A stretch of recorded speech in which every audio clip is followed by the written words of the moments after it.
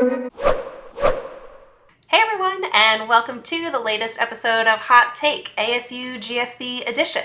The event is approaching fast and furious, August 9th to 11th in San Diego. And I don't know if you'll be attending in person or if you'll be tuning in online, but if, like me, you took a peek at the agenda, you were very excited to see how robust all of the sessions are. It seems like there's some really great content headed our way. So John and I thought we'd get together today and talk a little bit about what sessions we've got our eye on. John, do you want to take us through a couple that caught your eye?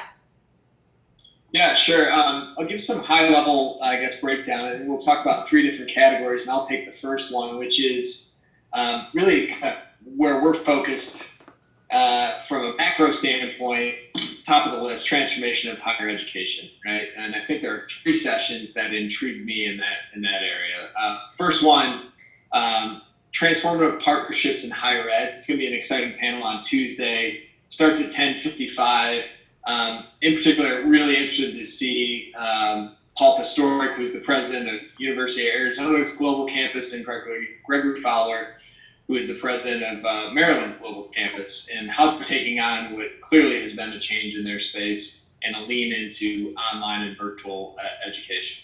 The second one happens Monday at 1 o'clock. Sarah Norman, our friend from Southern New Hampshire University, we'll be talking about higher ed's role in helping adult learners achieve academic and career success. If we've seen anything over the last 18 months is that the challenges for adult learners via the pandemic have changed, and probably permanently. Interested to see how Southern New Hampshire and others are talking about helping adult learners navigate their academic blueprints and roadmaps successfully. And then finally, next generation advising tools. That session happens Wednesday at 10 a.m.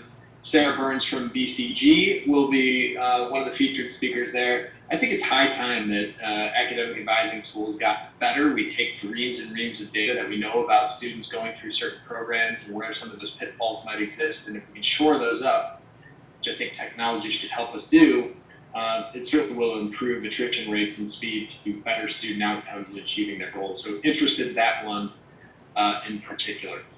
Yeah.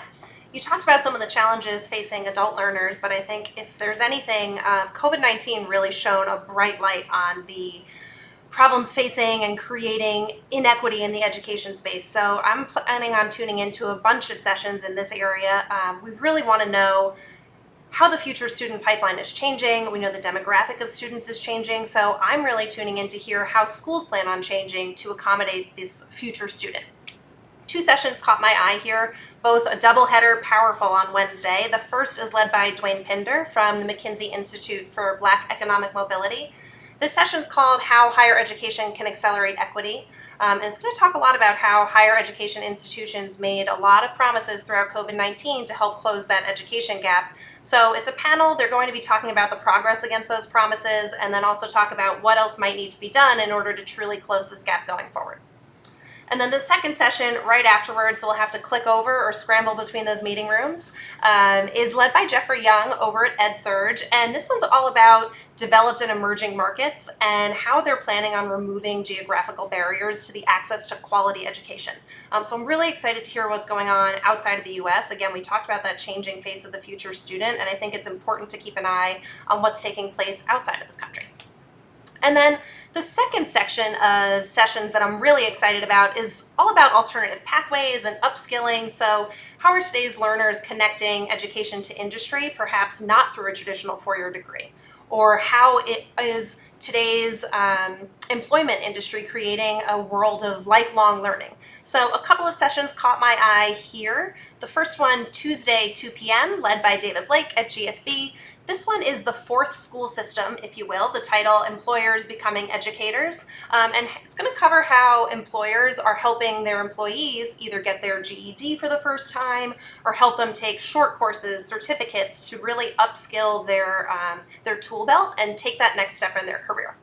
And then the last session, also Tuesday, happens to be led by John and another one of my amazing colleagues, Lisa Gevelbert over at Grow at Google. This session's called Paving the Alternative Pathway. It's Tuesday at 10:45, and it's going to talk about that connection between education and industry and how that might not take the same path as a traditional four-year degree.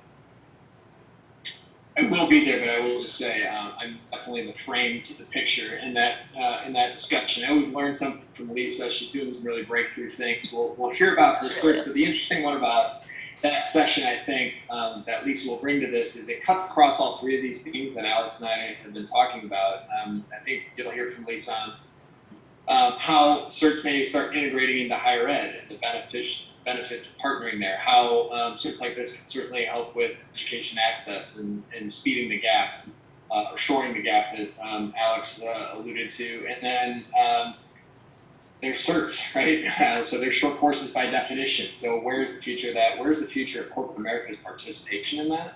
And how does that ultimately speed better outcomes for more and more folks? So should be an interesting conversation. I would be remiss though if I didn't plug a couple of our colleagues. There are two other sessions going on.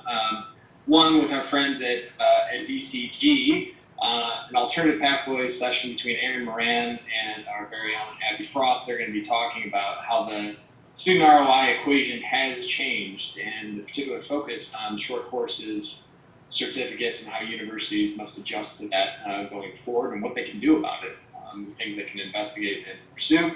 And then finally, the cloud team, our Google Cloud team, will join Ariana Trinito in talking about how higher ed must go all in on digital. And I think that is definitely the case. The pandemic has shown us that students are getting more and more comfortable with virtual learning and preferring it as a form of not just maybe financial ROI, but life ROI. So that'll be an interesting session, one that we are so humbled to say we recommend you attend. All right, Alex, should be an exciting week in San Diego, whether you're there physically or whether you're attending. It's good to see these things happening again, and excited to take in the content that the agenda is providing. Yes, so excited. It's going to be here any day now. Leave in the comments what sessions you plan on attending, and we hope to see you there. Have a good week, everyone. Thanks, everyone.